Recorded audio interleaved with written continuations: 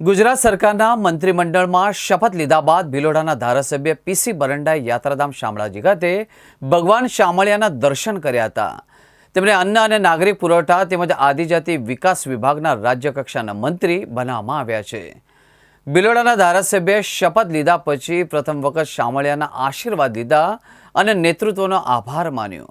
ગુજરાત સરકારના મંત્રીમંડળમાં શપથ લીધા બાદ ભિલોડાના ધારાસભ્ય પીસી બરંડાએ યાત્રાધામ શામળાજી ખાતે ભગવાન શામળિયાના દર્શન કર્યા તેમજ અન્ન અને નાગરિક પુરવઠા તેમજ આદિજાતિ વિકાસ વિભાગના રાજ્ય કક્ષાના મંત્રી બનાવવામાં આવ્યા છે।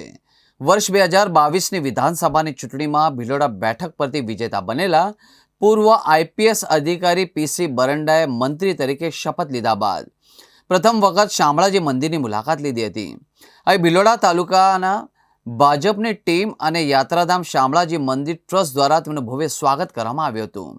આ પ્રસંગે મંત્રી પીસી બરંડાએ પ્રદેશ અને કેન્દ્રીય નેતૃત્વ તેમજ ગુજરાતની જનતાનો આભાર વ્યક્ત કર્યો હતો। તેમણે કહ્યું કે તંત્રએ તેમનામાં જે વિશ્વાસ મૂક્યો છે એ મુજબ તેઓ પોતાના વિભાગનું કાર્ય સફળતાપૂર્વક કરશે, સાથે જ પોતાના વિસ્તારના અને આદિવાસી સમાજને લગતા પ્રશ્નોના નિરાકરણ માટે હંમેશા પ્રયત્નશીલ રહેશે। આજે પ્રથમ શામળિયા ભગવાનના અહીંયા દર્શન કરવા આવ્યા।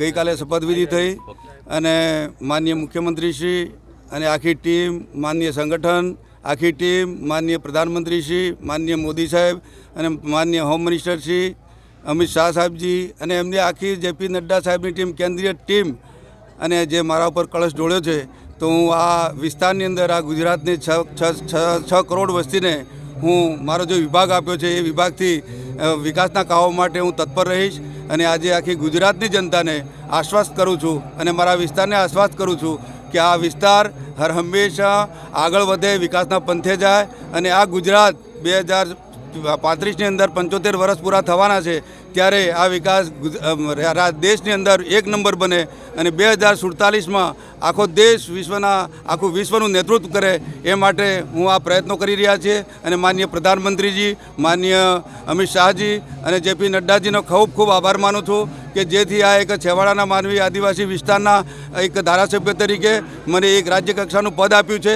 ત્યારે આપ સૌ અહીંયા ઉપસ્થિત રહ્યા છો ત્યારે મારા પાર્ટીના કાર્યકર્તાઓ, મારા પ્રધાનમંડળથી માંડીને છેક નીચે, છેક સરપંચ સુધી, છેક ગામના વ્યક્તિ સુધી બધાનો, આખા ગુજરાતની જનતાનો 6 કરોડ વસ્તીનો હું આભાર માની મારી વાત અહીંયા આપ સૌ અહીંયા ઉપસ્થિત રહ્યા છો આ છેક સુધી પહોંચાડો એવી મારી વિનંતી છે। 2027ની અંદર હું જોઈ રહ્યો છું કે આવનાર સમય આપણા માટે, આપણા ગુજરાત માટે, આપણા દેશ માટે અને ઉજળો છે અને વિકાસના પંથે આપણે જઈ રહીશું।